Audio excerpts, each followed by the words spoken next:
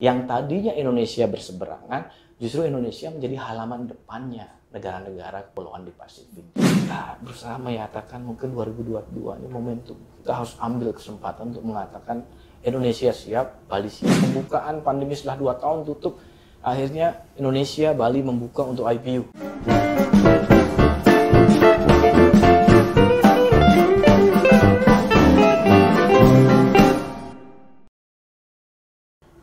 Demokrat semuanya, kembali lagi di channel YouTube Fraksi Partai Demokrat DPR RI bersama saya Silvi. Saat ini di samping saya ada salah satu anggota DPR RI yang cukup muda dan mungkin kalian juga sebelumnya pernah melihat Bapak yang satu ini, yaitu Bapak Putu Rudana.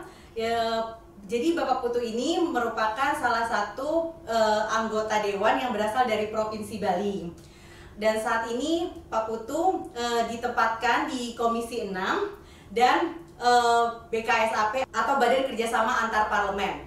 Mungkin teman-teman di sini hanya tahu kalau di DPR RI itu cuman ada komisi atau badan anggaran atau juga badan legislasi. Tapi ternyata di DPR RI itu ada badan-badan yang lain, yaitu salah satunya tadi yaitu BKSAP atau Badan Kerjasama Antar Parlemen. Nah, hari ini kita akan coba ngobrol-ngobrol santai dengan Pak Putu yang sangat pakar di bidangnya, terutama salah satunya bidang diplomasi, yang saat ini merupakan salah satu pimpinan atau wakil ketua Badan Kerjasama Antar Parlemen. Nah, jadi gini Pak, saya mau nanya nih, mungkin teman-teman banyak yang nggak tahu Pak. Baik.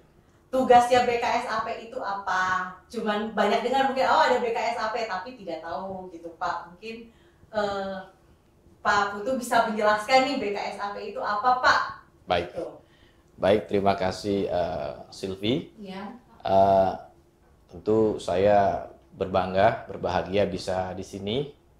Sebetulnya di sini sharing ya, kita berbagi tentang penugasan kita yang ada di Dewan Perwakilan Rakyat Republik Indonesia yang ditugaskan dari fraksi Partai Demokrat. Nah, tadi sudah dijelaskan, saya Putu Supadmarudana, kebetulan sebagai anggota Dewan Perwakilan Rakyat Republik Indonesia dari daerah pemilihan Bali. Yang memang untuk periode ini, 2019-2024, ditugaskan di Komisi 6. Komisi 6 DPR RI, yang bermitra dan membidangi tentang perdagangan, investasi, koperasi, UKM, dan juga BUMN, dan tentunya bermitra dengan beberapa mitra lainnya. Di samping itu juga saya mendapatkan amanah dan tugas dari fraksi kita, fraksi Partai Demokrat, untuk menjadi salah satu pimpinan di alat kelengkapan dewan kita. Alat kelengkapan DPR RI, yaitu Badan Kerjasama Antar Parlemen. Nah, tadi dijelaskan oleh Silvi, memang BKSAP ini mungkin ada yang tahu tapi belum banyak masyarakat yang paham ya tentang Badan Kerjasama Antar Parlemen. Nah, jika kita kembali kepada tugas dan fungsi kita sebagai Dewan Perwakilan Rakyat Republik Indonesia, kita memiliki fungsi yang tradisional itu ada 3. Ya, yang pertama legislasi. Yang kedua yang berhubungan dengan budgeting, yang ketiga tentang pengawasan. Tapi di balik semua atau 3 fungsi yang tradisional ini juga ada dua fungsi lagi. Dan tugas penting kita sebetulnya yang harus kita lakukan, yang memang sudah kita jalankan. Tapi memang belum banyak digaungkan. Ya, tadi belum disampaikan ke masyarakat, publik. Yang selanjutnya kan 3 tadi, yang 1 ke 4 adalah fungsi kita, tugas kita, fungsi representasi.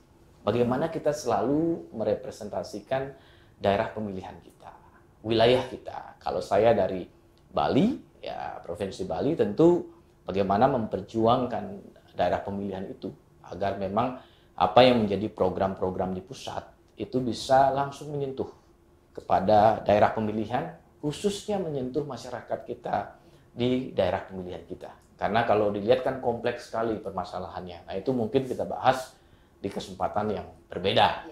Nah, sekarang kita fokus juga kepada fungsi yang kelima. Nah, fungsi ini kadang-kadang dilihat tidak penting, tapi justru menjadi fungsi yang fundamental.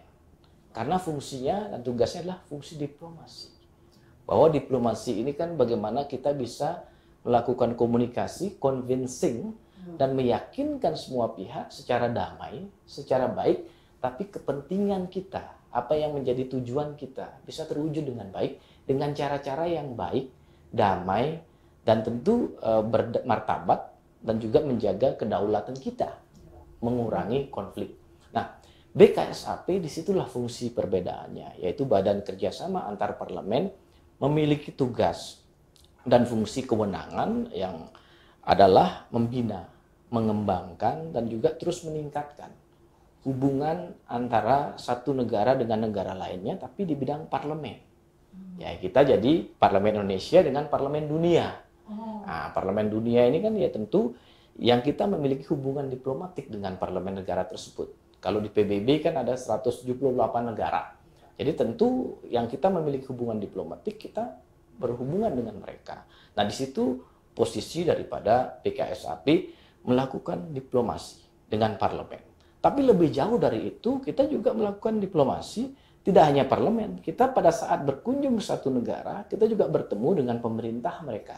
Baik pemerintah pusatnya, pemerintah daerahnya, mungkin para stakeholdernya dalam bidang ekonomi, dalam bidang budaya, dalam bidang pariwisata, dalam bidang ekonomi kreatif, dalam bidang bisnis. Jadi ini kita bertemu semua, dan bahwa tugas dan fungsi BKSAP seperti itu. Nah, di dalam fungsi dan tugas ini, itu juga kita pada prinsipnya juga kita mengatur dan mengawal tugas-tugas daripada alat kelengkapan dewan, baik komisi maupun badan lainnya, untuk melakukan kunjungan kerja ke luar negeri.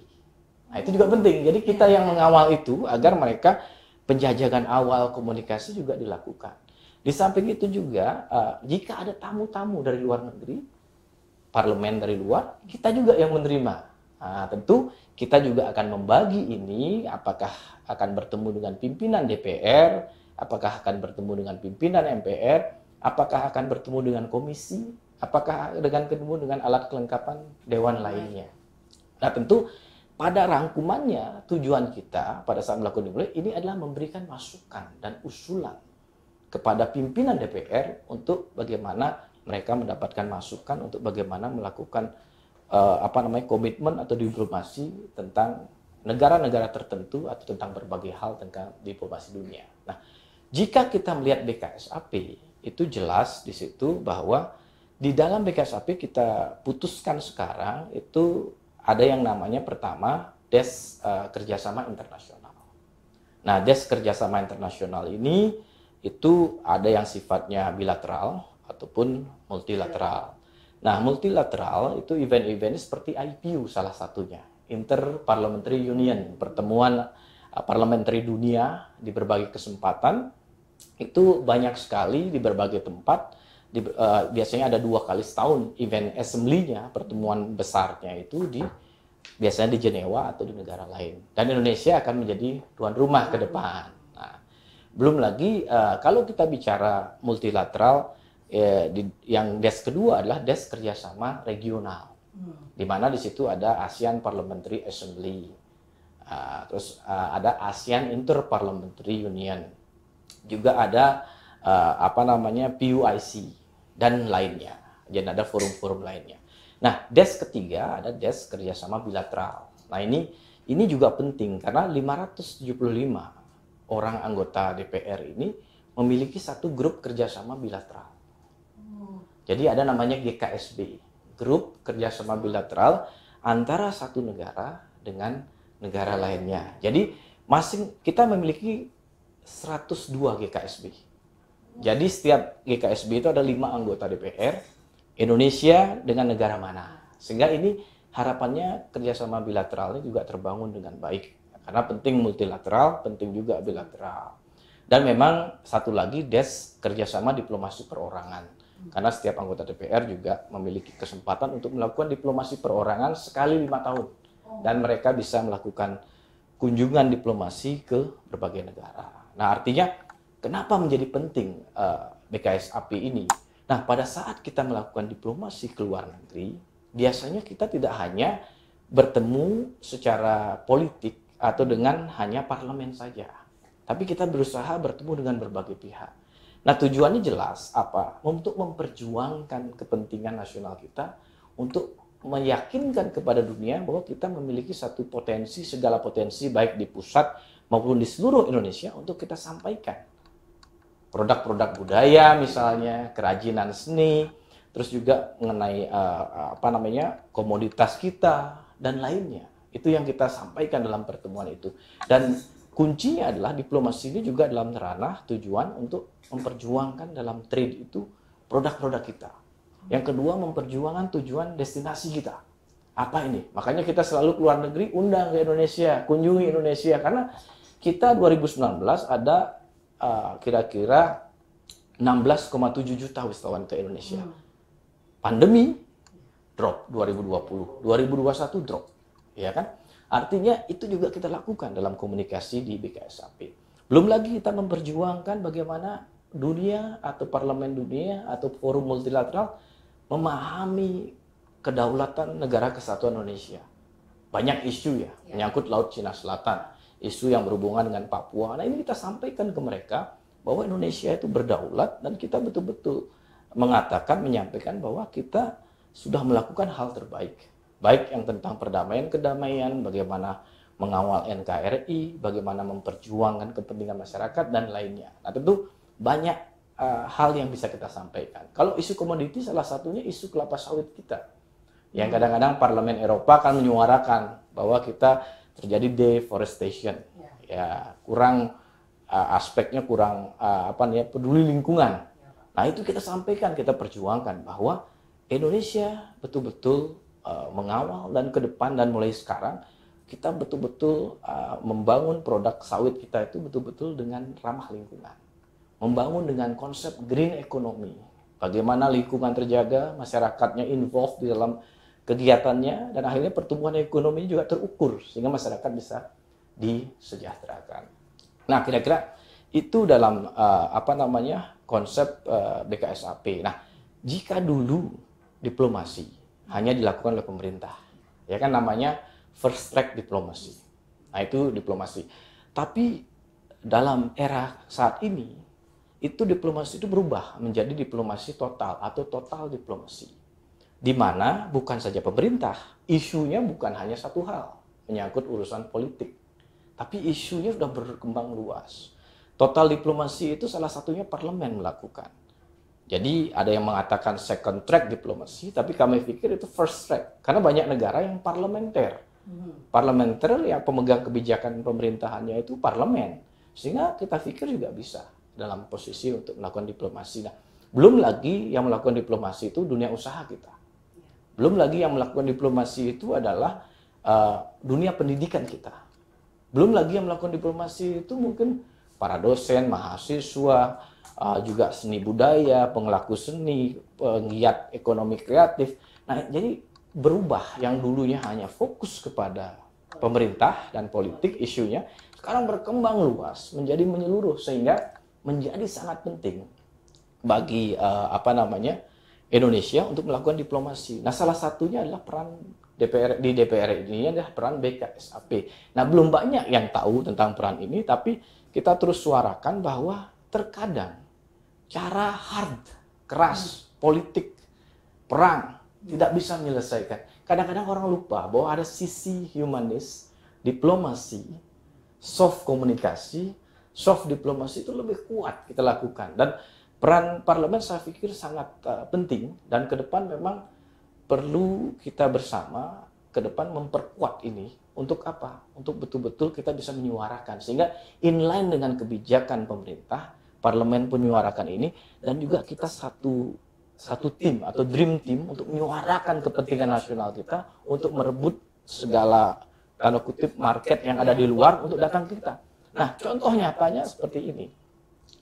Saya selama ini kan tugas di BKSAP. Sempat pertanyaannya banyak. Wah, Pak Putu keluar negeri terus nih.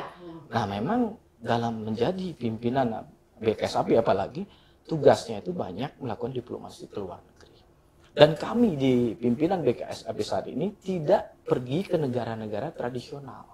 Negara tradisional itu negara-negara yang biasa kita kunjungi, tapi negara-negara non-tradisional yang selama ini memang belum disentuh oleh pemerintah. Nah, sebagai contoh seperti ini, misalkan banyak yang pergi ke Eropa Barat, mungkin maunya ke Amerika, mungkin maunya ke negara-negara Jepang, Korea. Tapi kami justru di BKSAP dengan pemilihan ini, pemilihan negara-negara untuk melakukan diplomasi justru negara-negara tradisional. Seperti apa ya? Contoh Balkan. Balkan ini kan penting, seperti negara seperti Bosnia Herzegovina. Sejarah kita panjang, Serbia, Montenegro, ya.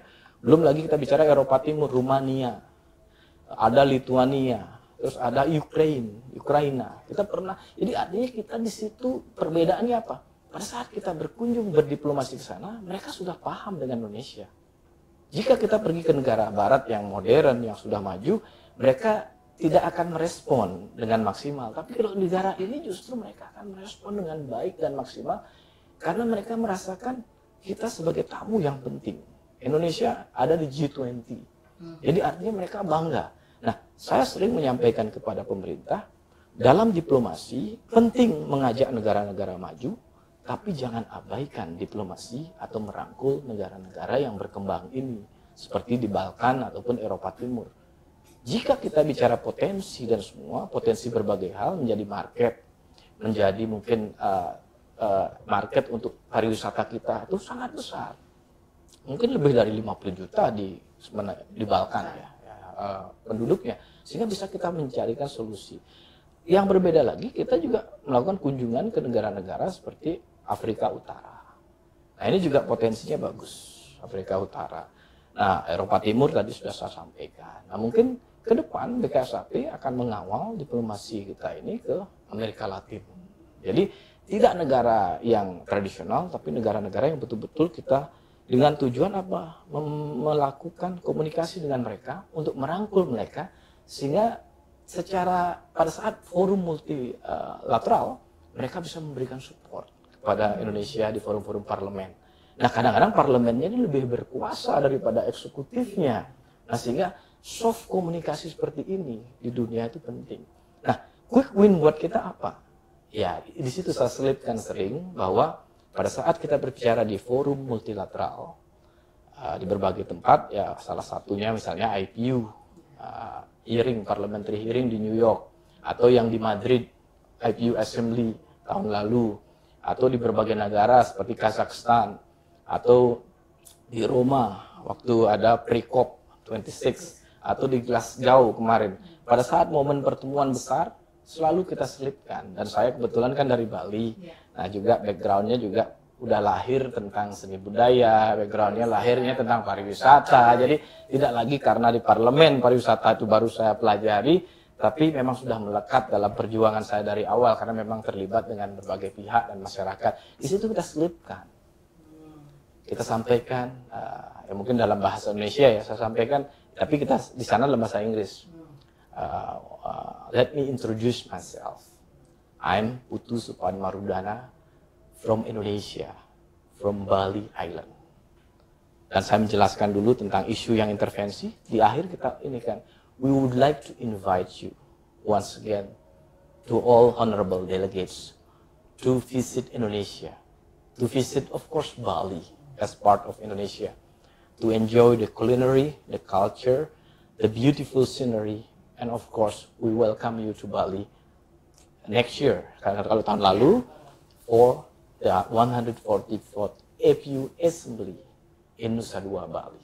Thank you. Jadi kalau ada satu sentuhan seperti itu dalam forum dihadiri 100 negara dengan banyaknya parlemen yang ada, itu mereka tersentuh. Nah di sini peran diplomasi itu untuk menyuarakan bagaimana ini bisa kita sampaikan ke mereka. Nah, jadi sebetulnya banyak hal yang bisa kita lakukan, belum lagi pertemuan dengan bisnis, mitra bisnis di sana, belum lagi bertemu dengan dunia usaha, belum lagi dengan dunia pendidikan, membantu pemerintah daerah membangun sister city, sister province, hubungan antar kota, antar regensi kabupaten, juga antar provinsi, bagaimana kita mendorong kerjasama pendidikan tinggi antara satu negara dengan negara lain, karena higher education itu penting. Kalau dulunya Indonesia mungkin belajar tourism ke Swiss, Sekarang Indonesia sudah menjadi destinasi yang membanggakan dalam bidang pariwisata dan kita bisa sebarkan. Belum lagi kita bicara ke Pasifik misalnya, bagaimana mereka kekurangan SDM yang berpendidikan, kita bisa kerjasamakan pengalaman-pengalaman dari keahlian yang kita miliki dari sumber daya manusia kita untuk kita sampaikan di situ sehingga mereka juga teredukasi. Karena Indo-Pasifik ini menjadi penting. Jadi, dan memang Indonesia bisa mengambil atau memposisikan diri menjadi negara yang memberikan support kepada negara lainnya, khusus negara Pasifik. Akhirnya Indonesia bisa dihargai, dihormati, menjadi kakak mereka. Yang tadinya Indonesia berseberangan, justru Indonesia menjadi halaman depannya negara-negara kepulauan di Pasifik. Nah, ini yang menjadi konsep penting dalam diplomasi. Nah, di samping itu juga kami di BKSAP dalam masa pandemi ini kan keluar negerinya berkurang. Kami melakukan yang namanya BKSAP SDGs Day, Sustainable Development Goals, melihat bagaimana kabupaten kota di Indonesia, juga provinsi, bagaimana pencapaian SDGs-nya. SDGs ini kan ada beberapa indikator tuh ya. Artinya kita datang ke sana melihat bagaimana pro lingkungannya kegiatan di situ. Bagaimana masyarakatnya juga inklusif, terlibat, pendidikannya baik, ya kan gitu kan. Belum lagi bagaimana ekonominya tumbuh juga dalam arti masyarakatnya mendapatkan benefit yang besar. Bagaimana menyangkut ramah lingkungan, bagaimana penggunaan clean energy, bagaimana komitmennya tentang air, bagaimana komitmen tentang mengurangi polusi. Nah, ini kita selalu kunjungi. Dan kami datang dari Aceh hingga Papua. Saya berkesempatan pergi ke beberapa tempat di Bali dan bertemu dengan pemerintah daerah dan juga komitmen dengan masyarakat. Dan artinya apa? Ini yang menjadi penting, bahwa ke depan tren itu adalah semuanya ramah lingkungan. Tren itu semuanya hubungannya dengan inklusif. Bagaimana semua terlibat, masyarakat juga. Trennya ke depan ekonomi itu tumbuh, tapi dengan tanggung jawab. Sustainable Development Goal. Karena saya bangga pada saat Presiden SBY, Bapak SBY, tokoh terbaik Partai Demokrat, selama 2 periode, 1 dekade, 10 tahun menjadi presiden, beliau sangat peduli dan membuat satu hal yang monumental terhadap MDGs, waktu namanya Millennium Development Goals, menjadi Sustainable Development Goals yang sekarang justru menjadi acuan bagi dunia, bagaimana ekonomi itu harus tumbuh, bagaimana masyarakat itu harus terlibat, bagaimana juga lingkungan juga dijaga agar baik bagi generasi penerus kita di masa yang akan datang. Nah, itu mungkin bisa menggambarkan tahap 1 nih BKSAP ya, kira-kira itu poinnya BKSAP. Kalau saya bisa simpulkan ya Pak, BKSAP ini sebenarnya tuh mungkin banyak teman kita nggak tahu bahwa mereka pikir diplomasi tadinya tuh hanya dari pemerintah saja ya Pak, tapi ternyata parlemen punya peran sangat penting dalam diplomasi. Saya ada satu poin juga bahwa di dalam BKSAP ini, Badan Kerjasama Antar Parlemen, pada saat kita melakukan diplomasi baik di dalam maupun di luar negeri, isu yang diangkat kadang-kadang bisa isu dari Komisi 1 sampai Komisi 11. Jadi artinya memang kadang-kadang harus kita banyak belajar. Perlu paham tentang isu Komisi 1 tentang pertahanan misalnya. Isu Komisi 2 tentang isu bagaimana pemerintahan dalam negeri, KPU, kita diundang sering tuh ke luar negeri untuk menjadi observer dalam pemilihan umum di luar negeri. Iya. Komisi 3 tentang hukum, Komisi 4 tentang pertanian, lingkungan, hidup, dan juga bagaimana kehutanan. Nah, itu penting sering. Komisi 5 tentang infrastruktur, bagaimana itu juga masuk dalam SDGs kan. Komisi 6 mengenai perdagangan, UMKM, ya kan, investasi yang ramah lingkungan, banyak itu. Komisi 7 mengenai energi, clean energy. Komisi 8 bagaimana juga involvement kita, komitmen kita. Jadi bagaimana pendekatan kita dengan apa? Dengan negara-negara, tidak hanya negara-negara ini kan multi ya. Ada negara tanda kutip kita hargai, ada PUIC, negara-negara OKI, negara-negara Islam. Nah, itu kita juga harus paham. Juga ada kita bicara di IPU, berbeda lagi culture-nya di negara-negara lain. Jadi paham juga diplomasi tentang itu. Komisi 9 yang berhubungan dengan kesehatan, isunya banyak pas Covid ini kan. Tenaga kerjaan, Komisi 10 pariwisata, apalagi pendidikan, ekonomi kreatif. Komisi 11 tentang keuangan, perbankan. Nah, jadi harus di padan syukurnya memang kami di anggota yang 53 orang di BKSAP, kan 50 orang anggota, ada pimpinan 5 orang, itu lintas komisi. Jadi di samping ada lintas komisi, Tapi di pimpinan kami berusaha untuk memahami segala isu yang berhubungan dengan berbagai hal. Kenapa? Ya itulah BKSAP. Jadi harus secara total. Total diplomasi itu kan total segala lintas informasi dan komisi dan lintas isu yang kita harus angkat. Di samping juga ada isu perdamaian, isu kedamaian dan lainnya. Dan memang kemarin kan ada isu yang terkini.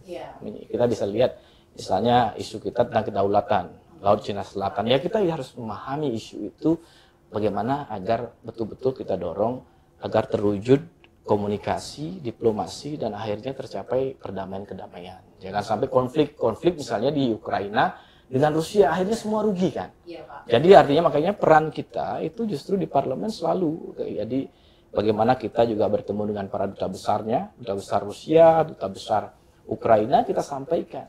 Posisi Indonesia jelas, secara konstitusi jelas.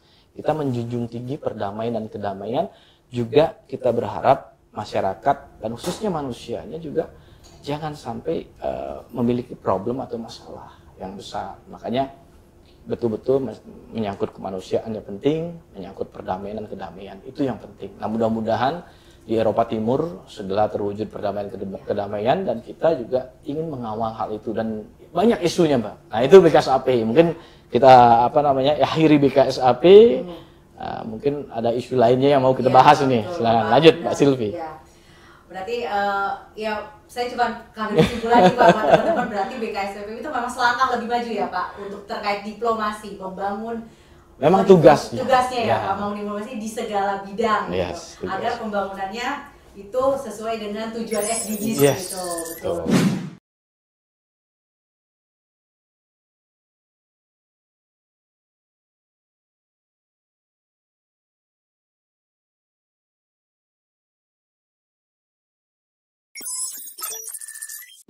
Mungkin kita masih berhubungan sampai BKSAP ya mungkin Pak, tapi nggak jauh ya Pak ya. Mungkin terkait masalah acara yang akan diadakan di Bali tanggal sekitar 20 sampai 24 atau 22 Maret ya Pak ya, terkait IPU tentang Interparliamentary Union ini ya Pak.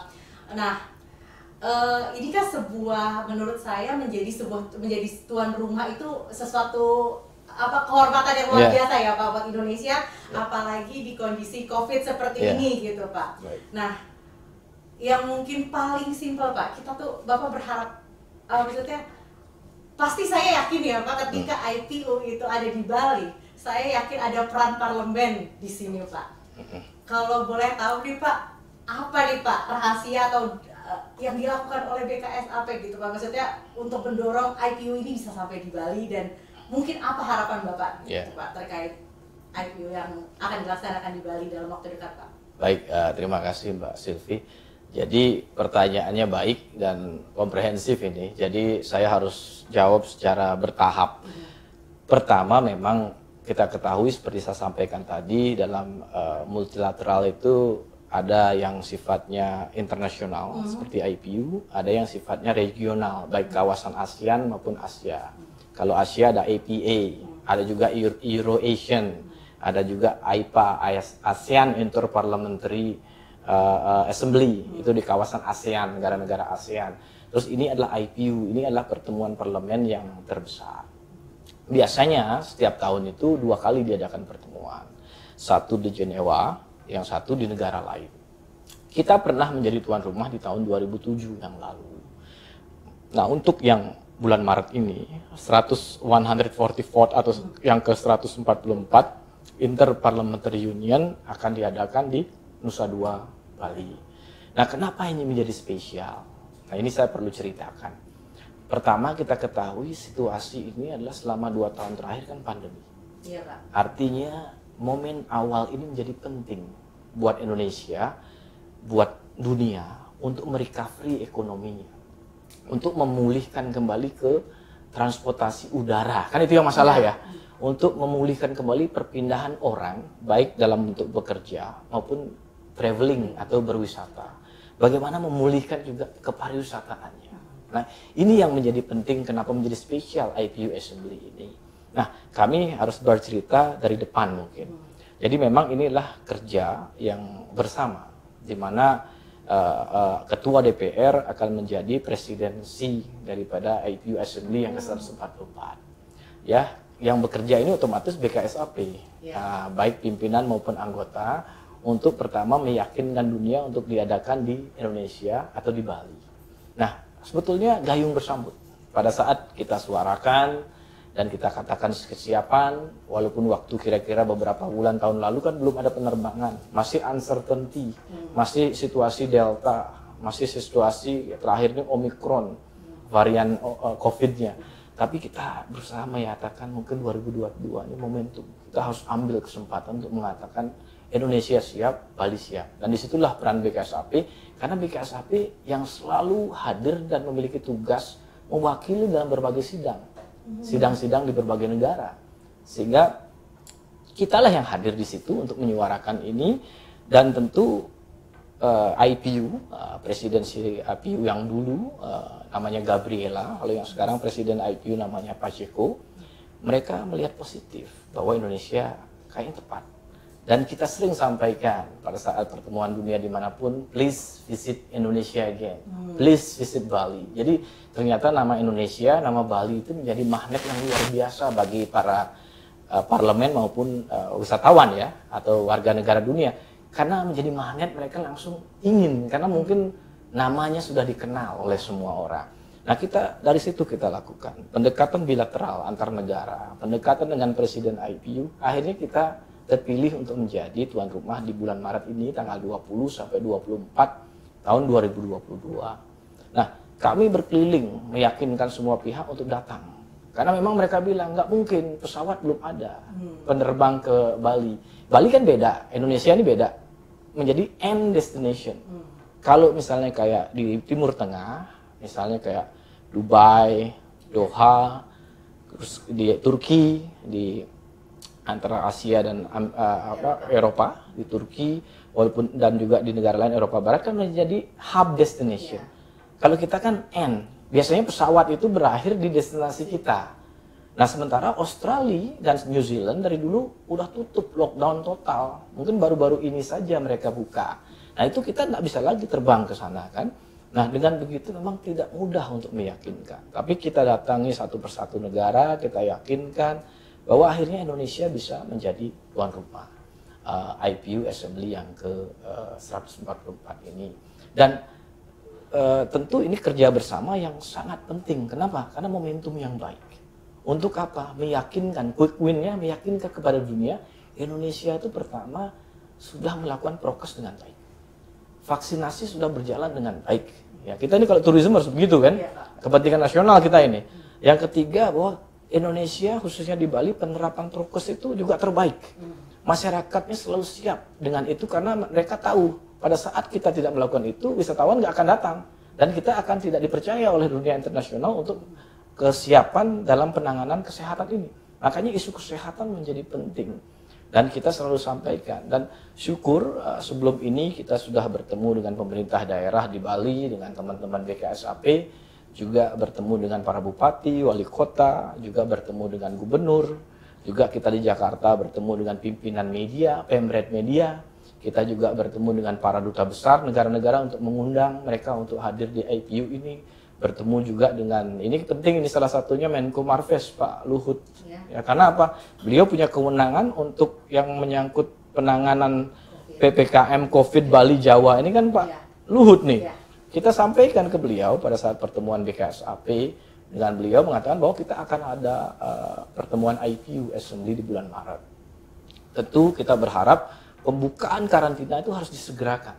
Jangan sampai ada karantina, karena tidak akan tertarik delegasi dari luar negeri yang sudah berjalan mungkin 24 jam atau 18 jam, atau bahkan yang dari negara Amerika Latin mungkin bisa 36 jam, terus setelah nyampe di karantina lagi. Dan kita sampaikan bahwa pertama Bali sudah siap, Indonesia sudah siap. Yang kedua vaksinasi sudah berjalan baik, prokes penerapannya ketat, destinasi sudah siap, hotel-hotel semua siap. Nah, kalau mau menjadi percontohan, Bali siap menjadi klaster pertama untuk membuka pariwisata ini untuk tuan rumah. Disinilah momentumnya kita sampaikan. Dan kebetulan positif diskusinya, akhirnya seperti yang kita lihat sekarang. Hari ini kan tanggal 10 Maret ya, bahwa IPU di Bali sudah tidak ada karantina. pada saat ini. Memang penerbangan masih terbatas.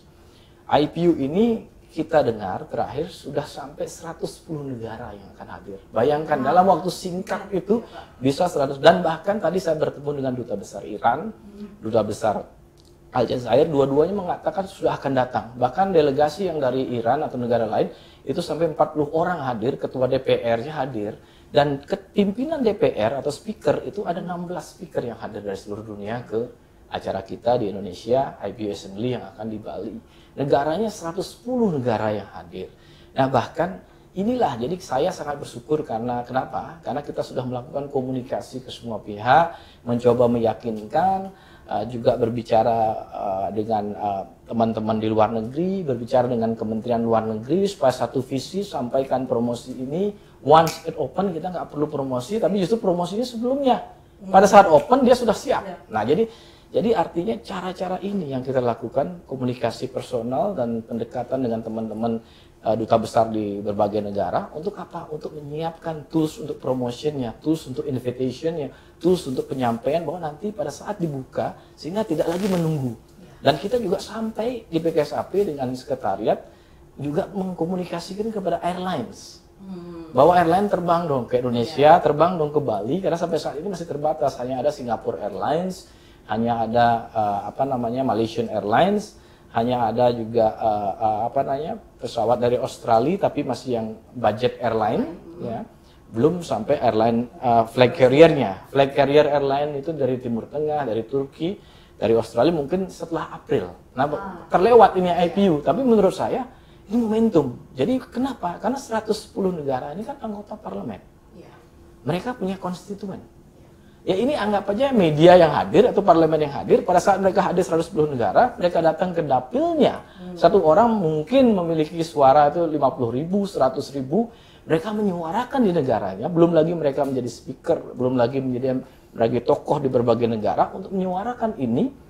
Justru kita dapat free promotion, dan kita paling cepat promotionnya untuk komunikasi ini kepada negara-negara ini, dan Indonesia justru mendapat keuntungan dari ini. Dan memang kadang-kadang hal kecil kita coba komit selalu, akhirnya bisa kita ini. Dan kenapa menjadi penting dan spesial buat saya? Karena saya kan dari Bali. Ya, Pak. Jadi dengan membawa ini ke Bali, kita berharap masyarakat yang 2 tahun ini ekonomi kan kontraksinya double digit, 5 quarter, 5 triwulan.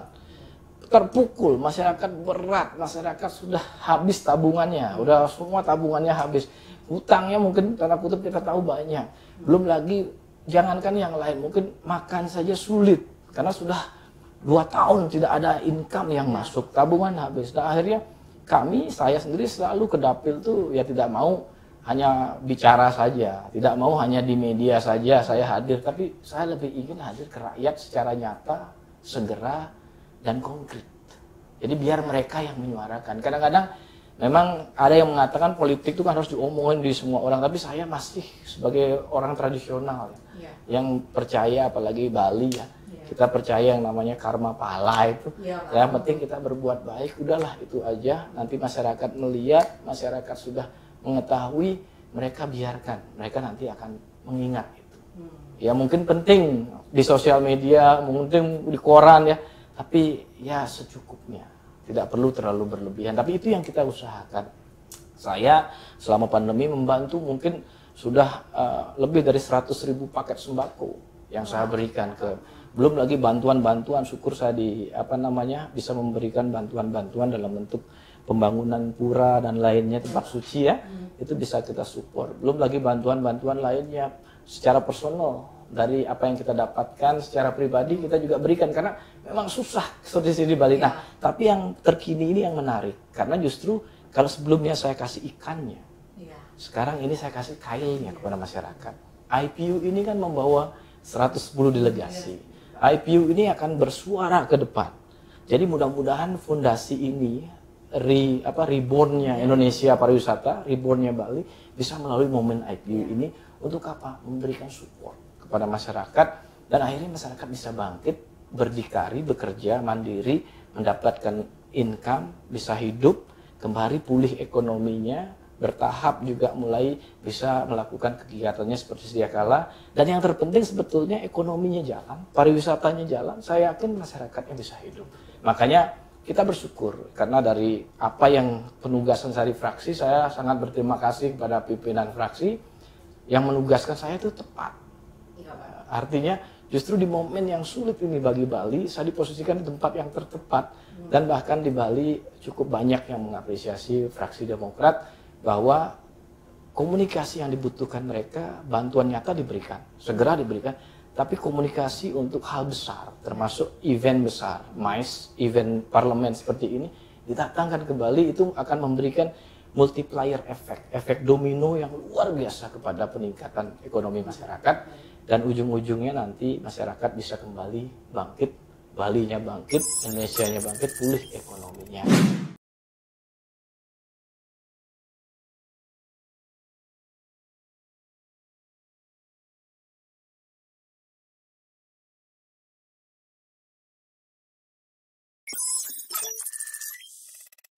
Nah, kalau kita bicara sekarang kan itu sudah Bali. Ya. Nah, ini menyerah substansi IPU. Ya, Pak. Kenapa IPU itu menjadi penting? Karena salah satu pertemuan multilateral itu adalah Interparliamentary Union Assembly. Yang memang negara-negara yang tergabung dalam negara-negara yang memang menjadi bagian daripada Perserikatan Bangsa-Bangsa. Jadi artinya kita sering melakukan parliamentary hearing di New York, di UN headquarters di New York. Dan kemarin kita melakukan itu juga. Ya, saya juga melakukan pertemuan dengan pimpinan BKSAP dengan anggota untuk bertemu dengan berbagai delegasi dari berbagai negara untuk menyampaikan isu-isu terkini dan juga untuk menyampaikan berbagai hal tentang kepentingan nasional kita. Jadi kita sampaikan. Nah, artinya di IPU besok memang acara ini kita menjadi tuan rumah di Indonesia dan Bali.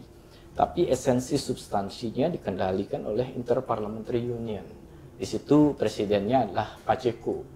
Beliau orang Portugal. Jadi kalau yang dulu namanya Gabriela itu dari Meksiko. Itu biasanya presiden IPU ini juga berpindah dari negara ke negara ke negara. Suatu saat memang bisa saja ke kawasan Asia atau bahkan ASEAN. Nah, itu banyak tokoh-tokoh kita yang hebat ya yang nanti bisa melakukan itu karena penting buat kita. Karena di situ kita bisa memasukkan berbagai isu kepentingan nasional kita untuk kita perjuangkan di IPU ini. Nah, jadi besok acara di Bali itu 20 sampai 24. Maksud saya besok itu maksudnya next. Kalau next di bulan ini, sekarang kan tanggal 10 Maret nih, tanggal 20-24 Maret. 2 minggu lagi ya, 2 minggu lagi acara di Bali. Dan yang terlibat adalah otomatis adalah anggota BKSAP, pimpinan BKSAP, dan juga anggota DPR yang juga memiliki tugas dalam diplomasi. Karena memang jumlah anggota DPR 575, tapi BKSAP ini jumlahnya 53, plus anggota DPR lainnya beberapa yang memiliki tugas dalam diplomasi atau tugas-tugas dalam kegiatan keparlemenan dunia. Nah itu akan, apa saja yang menjadi bahasan dalam IPU itu berbagai hal. Yang biasanya paling tinggi itu adalah isu-isu yang menjadi emergency item. Itu yang biasanya menjadi satu komitmen atau resolusi yang dicapai. Biasanya isu-isunya isu-isu sangat genting dan penting. Misalnya menyangkut isu tentang bencana di Afrika. Kan itu kelaparan di Afrika, isu kemanusiaan, isu perang dan perdamaian. Nah, isu juga menyangkut hubungannya Palestina sering diangkat. Nah, tapi harus di voting dengan peserta yang hadir. Dan besok itu walaupun 110 negara yang hadir, tapi justru yang hybrid, virtual juga ada. Jadi akan dibikin fisik dan hybrid, tapi fisiknya lebih banyak hadir, lebih bagus ini.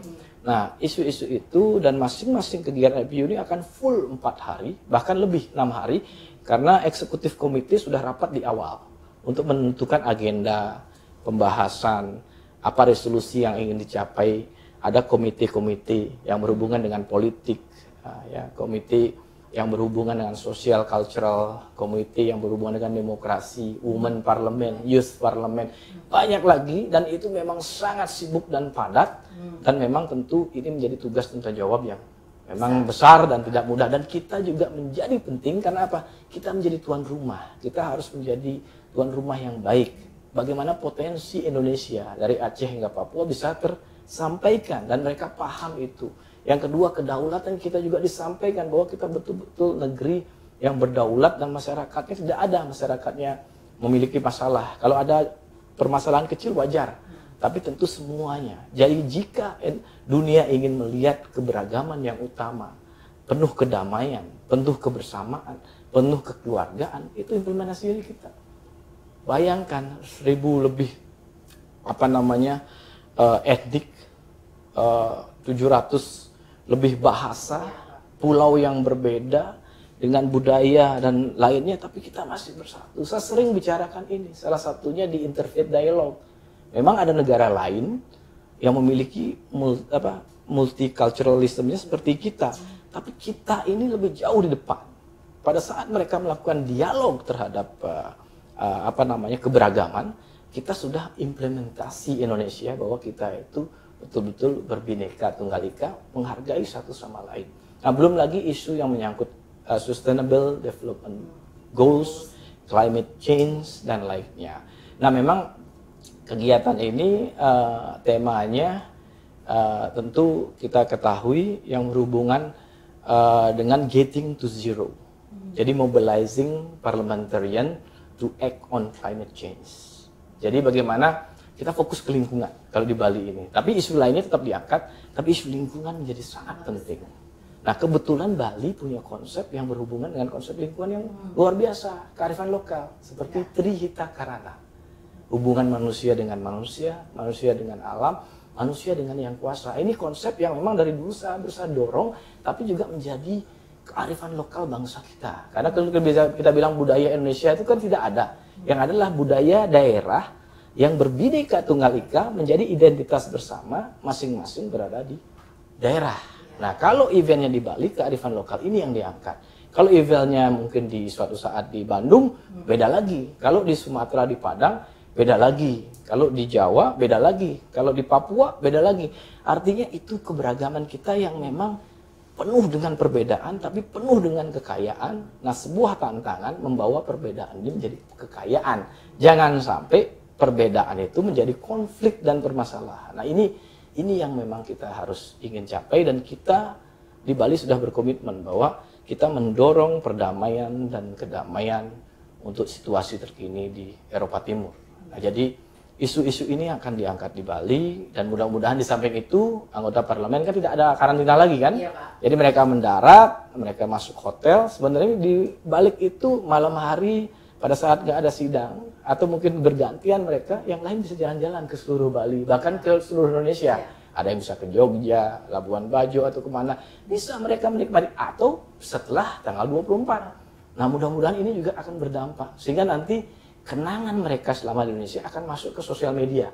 Jadi di negara mereka kan akan ditulis, ada wartawan yang menulis. Jadi artinya bahkan lihatlah multiplier effect dari semua ini. Dan tentu ini jadi saya mempromosikan semua karena saya melihat ini quick win kita ke depan. Kepemimpinan itu harus kita tunjukkan bagaimana kita di dunia ini, walaupun kita secara teknologi tidak sehebat negara lain, secara kekuatan ekonomi tidak sehebat negara lain, secara mungkin pertahanan militer juga hebat, tapi kalau kita punya budaya, kita punya keramah tamahan, kita punya sentuhan yang baik, itu yang kita tunjukkan menjadi identitas bangsa. Dan kita sampaikan kepada dunia, Indonesia yang beragam ini adalah surganya dari dunia. Sia-sia kamu kalau hidup tidak pernah berkunjung ke Indonesia atau pada saat ini ke Bali. Saya kira itu.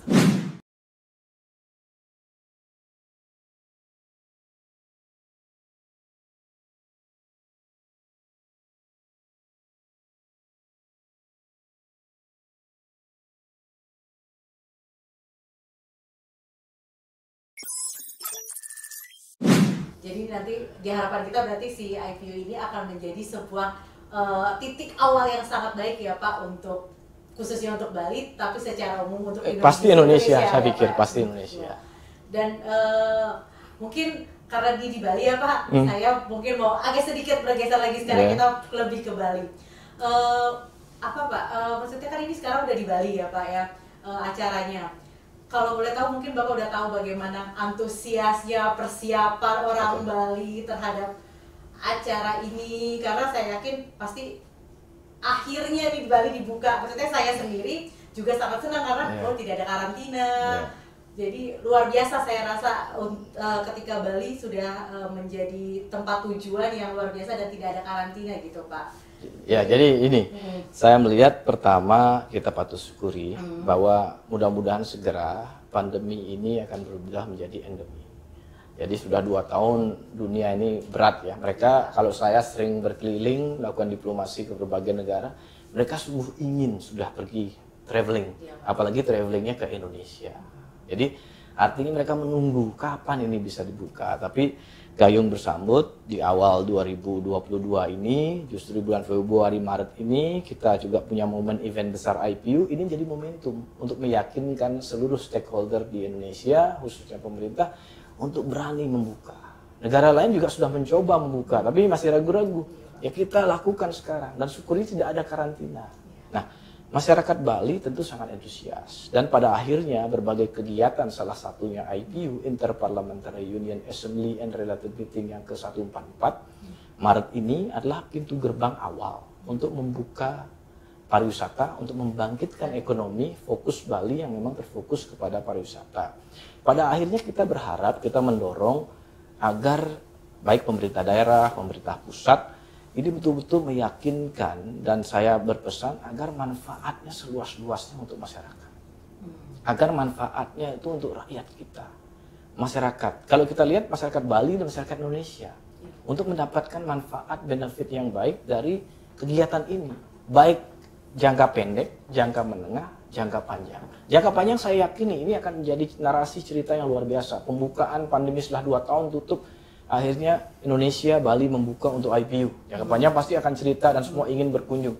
Jangka menengah tentu kita pikirkan mereka akan, keluarganya akan berlibur lagi ke Bali nih. Belum lagi mengundang semua masyarakat negaranya. Kalau kita nanti sampaikan, silahkan undang negaramu yang penduduknya berapa juta untuk ingin berkunjung ke Indonesia atau ke Bali.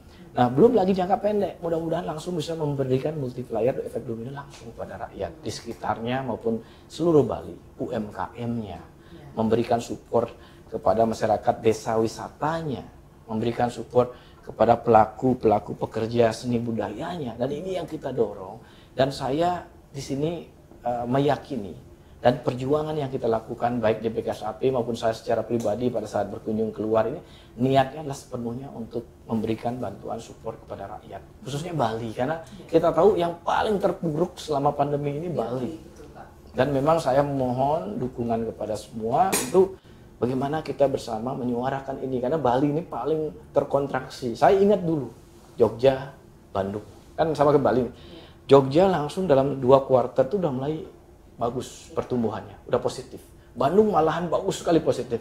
Bali karena tidak bisa terbang, perlu PCR mahal, nggak ada yang terbang. Ekonominya lambat tumbuhnya, sampai 5 kuartal masih double digit kontraksinya. Sehingga sangat lambat. Apalagi Bali tergantung penuh kepada wisatawan mancanegara. Dari 16,7 2019 mungkin 40% orang bilang, tapi menurut saya lebih. Bisa 50-60%, karena orang yang ke Batam, orang yang ke Jakarta, akhirnya ke Bali, memberikan support ekonomi di Bali. Nah, tentu ini menjadi momentum yang baik, dan saya sebagai anggota DPR RI dari daerah pemilihan Bali, ini cara saya untuk memberikan support, sumbangsih, dan juga dukungan penuh kepada masyarakat. Bahasanya mungkin selama berat sekali saya kasih ikannya, bantuan sembako, bantuan semua, bantuan pendanaan, syukur saya di Komisi 6 ada bantuan CSR dari BUMN kan. Belum lagi saya support dengan bantuan pribadi yang saya miliki, berusaha walaupun tidak banyak tapi mereka tersentuh.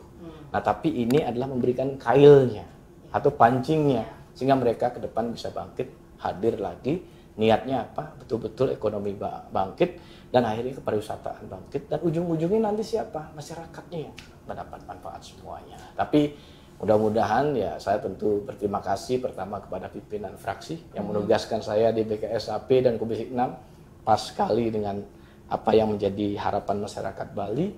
Yang kedua, masyarakat Bali juga tentu ada beberapa yang memang saya tersentuh, mengatakan bahwa terima kasih atas perjuangannya, karena memang tidak mudah dan tidak banyak yang berpikir outside the box atau di luar bisnis as usual.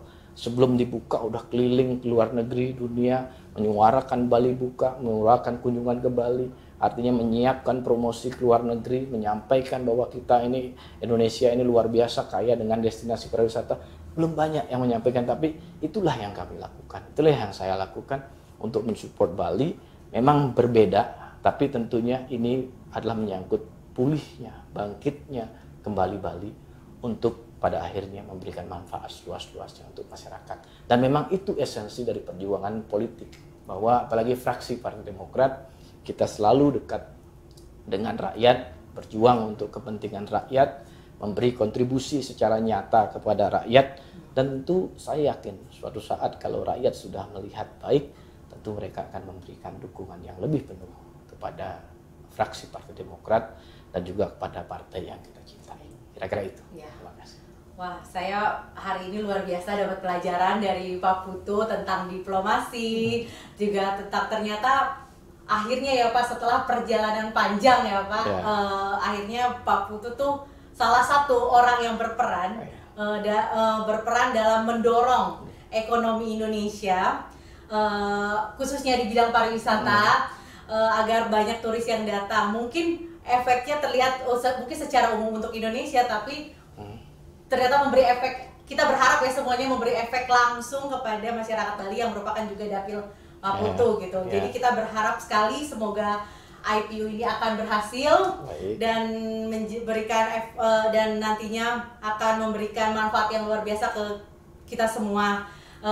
Terima kasih Pak Putu. Terima kasih Mbak Silvi. Ya, hari ini luar biasa sekali dan saya yakin teman-teman sahabat Demokrat juga belajar banyak dari Pak Putu. Kita sharing ini. Yang kita sharing, maksudnya sharing Pak Putu hari ini luar biasa sekali. Jadi teman-teman juga tahu bahwa ternyata ada yang namanya BKSAP, tentang manfaatnya, fungsinya, dan ternyata memahami juga lebih dalam tentang parlemen itu sendiri gitu. Dan ya seperti tadi saya lagi, kita berharap banyak, mudah-mudahan sukses untuk IPU, untuk Pak Putu, dan untuk kita semua, dan semoga ekonomi Indonesia juga cepat bangkit ya Pak. Ya mungkin sampai di sini dulu teman-teman podcast hari ini dan sharing saya dengan Pak Putu. Atau mungkin terakhir Pak, ada pesan atau apa kepada teman-teman sahabat Demokrat semuanya sebelum menutup podcast kita ini? Jadi saya cuma ingin ini aja ya, berterima kasih dan selalu mendoakan yang terbaik agar selalu diberikan kesehatan. Dan tentu harapannya apa yang kita perjuangkan ini akhirnya pasti untuk semua, untuk masyarakat kita, untuk masyarakat daerah pemilihan kita, dan juga untuk masyarakat Indonesia. Saya haturkan terima kasih, matur suksma, atur nuhun, matur suwun, thank you. Oke teman-teman, sampai di sini dulu podcast kita. Salam Demokrat.